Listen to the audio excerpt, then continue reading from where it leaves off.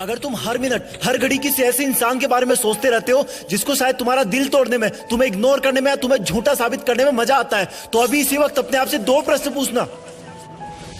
पहला ये कि उस इंसान के बारे में इतना सोचने का टाइम आया कहां से तुम्हारे पास, और दूसरा ये कि अब से तुम इस टाइम का क्या करने वाले हो।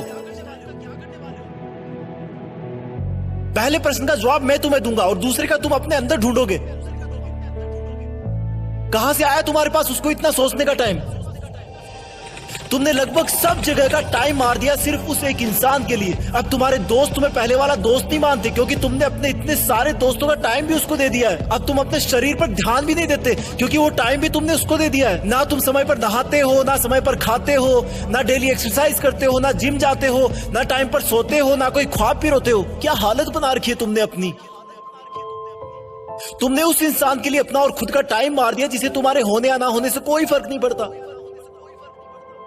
तुम्हारी माँ कितना सोचती है तुम्हारे बारे में कि अब ये गुमसुम क्यों हो जब किसकी कोई अभी एग्जाम भी नहीं है।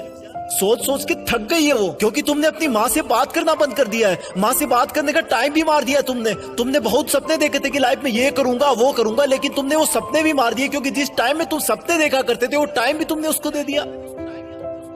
तुम पहले कॉमेडी मूवी देखना पसंद करते थे, लेकिन अब सिर्फ सैड सॉन्ग सुनकर रोते रहते हो। तुमने अपने मूड को खुश करने वाली कॉमेडी मूवीज को देखने का टाइम भी उसको दे दिया। तुमने अपना, अपने दोस्तों का, अपने सपनों का, अपनी मेहनत का, अपने माँ बाप का पूरा टाइम उसी एक इंसान को दे दिया जो तेरे बारे में शायद सुनना भी ना पसंद करता हो। क्यों रखा तुमने अपने आप को इतना फ्री। क्यों नहीं दिखी तुझे अपने आप में खुशी।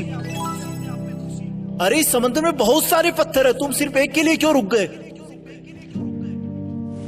तेरा सपना तो नाम कमाना था ना, तेरा सपना तो लग्जरी लाइफ जीने का था ना। क्या तू उस एक इंसान के लिए अपने माँ बाप की आंखों की चमक को बुझा सकता है जिन्होंने अब तक कितना सब्र बांध के रखा कि तू उनका नाम रोशन करेगा, उनको दुनिया घुमाएगा।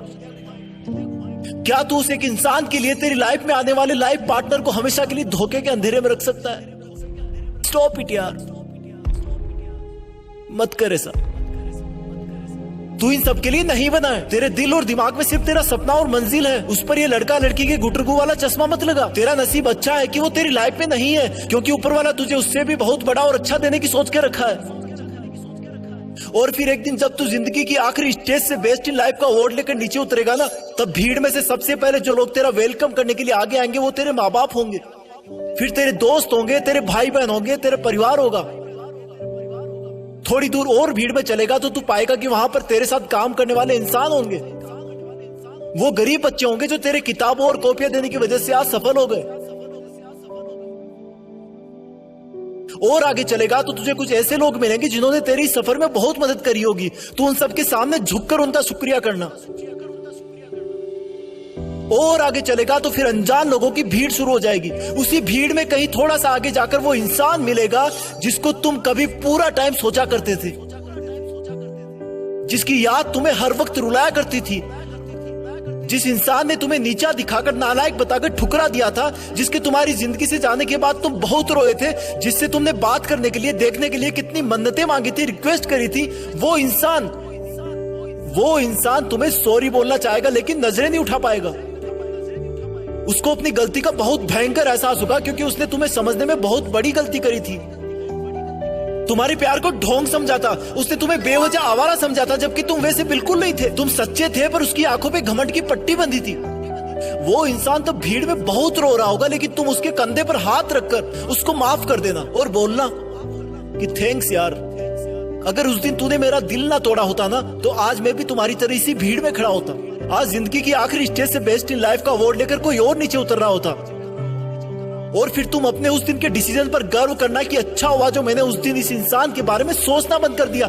अच्छा हुआ जो मैंने दुनिया की बजाय अपने आप को ढूंढ लिया। अच्छा हुआ जो मैंने फ्री रहना बंद कर दिया। अच्छा हुआ जो मेहनत करना शुरू कर दिया। और अच्छा हुआ कि मैं भी बदल गया, क्योंकि अगर तुम नहीं बदलते तो तुम्हारे जाने के बाद ही तुम इस दुनिया से खत्म हो जाते। तुम्हें बदलाव की सख्त जरूरत थी, तुम्हें उसे भूलने की सख्त जरूरत थी।